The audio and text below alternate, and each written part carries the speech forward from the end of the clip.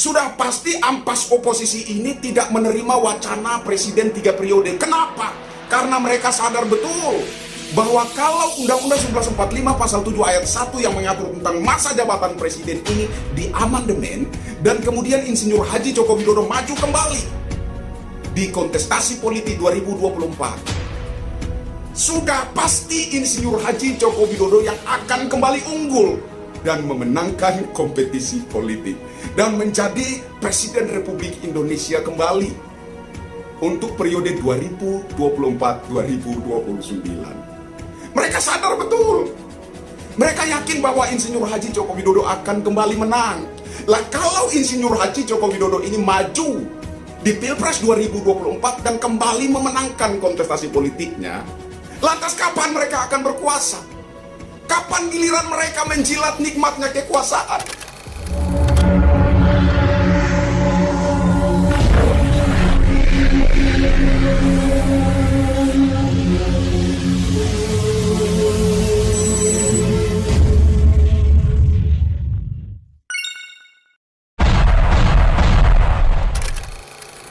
Apa yang salah? Apa yang salah dengan wacana presiden 3 periode? Apa yang salah? Kalian sering mengatakan bahwa ini negara-negara demokrasi. Demokrasi adalah kebebasan berekspresi dan menyatakan pendapat. Kalian sudah menentukan arah dukungan kalian terhadap Bapak Ganjar Pranowo, itu juga bagian dari demokrasi. Kalian yang menentukan arah dukungan kalian terhadap Bapak Anies Baswedan, itu juga bagian dari demokrasi.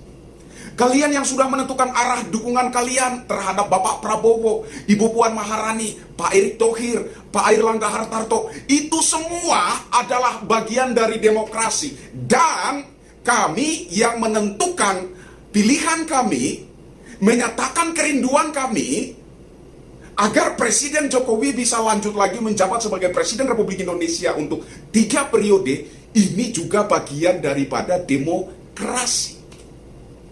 Saya tahu ada beberapa kelompok yang tidak sepakat dengan wacana Jokowi 3 periode. Kelompok pertama adalah kelompok yang sudah terlanjur menentukan arah dukungan politik mereka untuk 2024 yang akan datang. Jadi meskipun mereka ini adalah pendukung Insinyur Haji Joko Widodo di Pilpres 2014 dan 2019, meskipun mereka termasuk pendukung militannya Insinyur Haji Joko Widodo, tapi saat ini mereka dengan tegas menolak wacana 3 periode. Kenapa? Karena mereka sudah terlanjur menentukan arah dukungan politik mereka untuk Pilpres 2024. Nah, mereka ini sering berargumen, sudahlah presiden kita capek, biarkan dia istirahat. Itu sudah alamnya Insinyur Haji Joko Widodo, kerja. Itu sudah alamnya. Sifat pekerja kerasnya itulah yang kemudian membuat sebagian besar rakyat Indonesia, saya katakan sebagian besar rakyat Indonesia, begitu mencintai sosok yang bernama Insinyur Haji Joko Widodo itu. Sebagian besar rakyat Indonesia, saudara-saudara sebangsa dan setanah air, kalau jadi Hindu jangan jadi orang India, kalau jadi Islam jangan jadi orang Arab, kalau jadi Kristen jangan jadi orang Yahudi. Tetaplah jadi orang Nusantara dengan adat budaya Nusantara yang kaya raya ini. Ingat wahai saudara-saudara, musuh yang terberat itu adalah rakyat sendiri. Rakyat yang mabuk akan budaya luar, yang kecanduan agama, yang rela membunuh bangsa sendiri demi menegakkan budaya asing. Jangan mau diperbudak oleh semua itu. Tetaplah bersatu padu membangun negeri ini tanpa pertumpahan darah. Hai anakku, simpan segala yang kau tahu. Jangan ceritakan berita dan sakitku kepada rakyat. Biarkan aku menjadi korban asal Indonesia tetap bersatu. Ini aku lakukan demi persatuan, kesatuan, dan keutuhan bangsa. Jadikan ceritaku ini sebagai saksi bahwa kekuasaan presiden sekalipun ada batasnya. Karena kekuasaan dan kekuatan langsung ada di tangan rakyat. Dan di atas segala-galanya adalah kuasa Tuhan yang Maha Esa. Merdeka! Sebagian besar rakyat Indonesia, artinya tidak semuanya. Benar, tidak semuanya.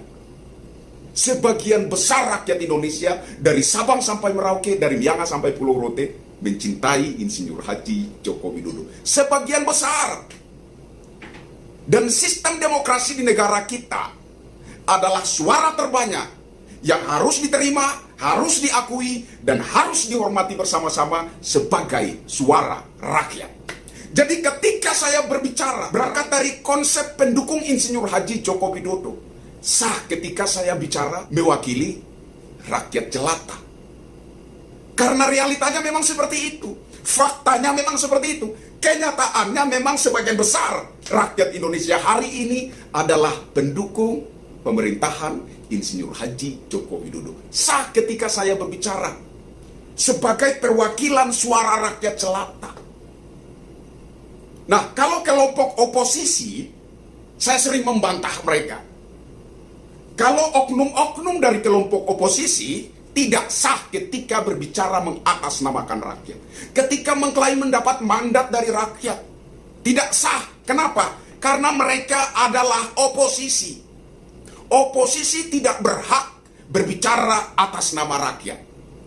Karena sistem demokrasi negara kita, suara terbanyaklah yang harus diakui, harus diterima, harus dihormati sebagai suara rakyat. Lah mereka dari kelompok yang minim suara. Sementara kita berada di kelompok yang mayor suaranya. Jadi yang lebih berhak berbicara sebagai perwakilan suara rakyat adalah kita pendukung pemerintahan yang sah.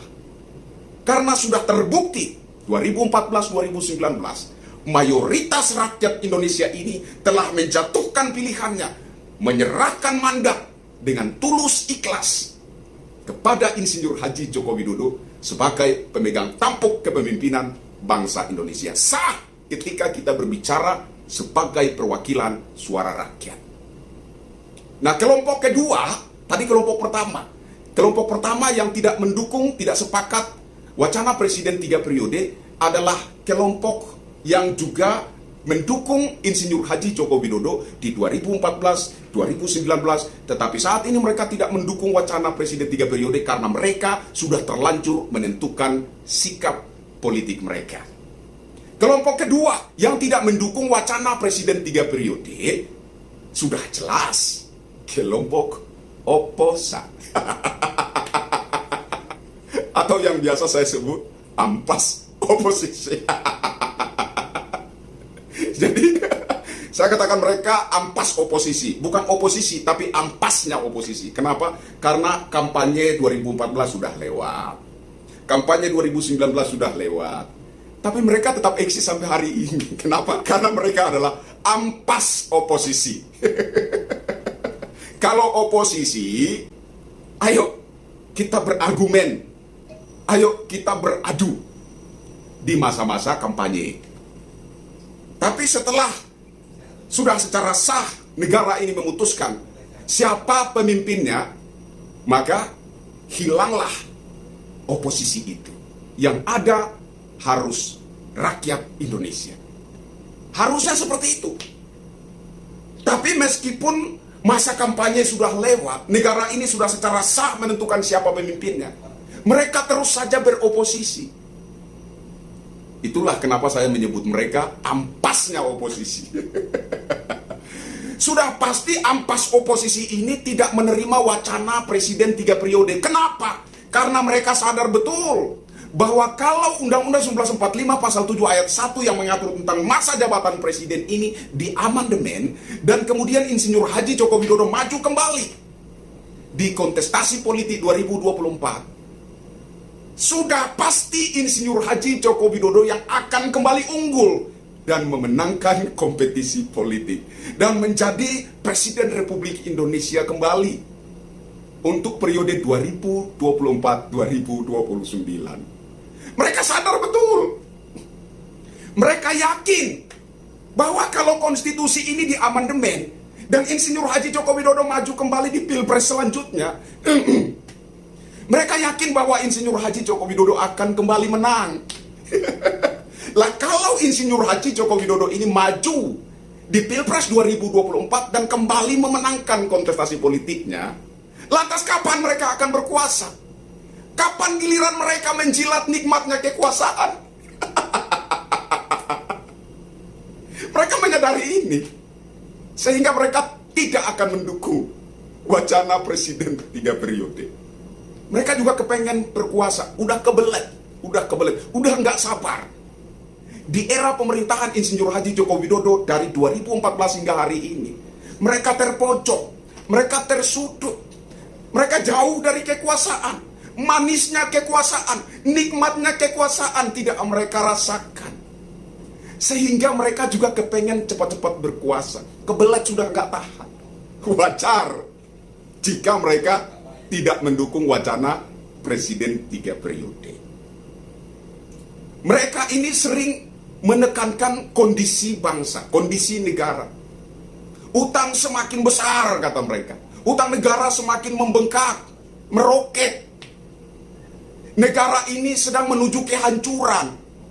Negara ini hancur. Ngomongnya negara ini hancur. Ngomongnya negara ini berantakan. Ngomong utang negara membengkak. Ngomong utang negara meroket. Tapi mereka kebelet pengen berkuasa.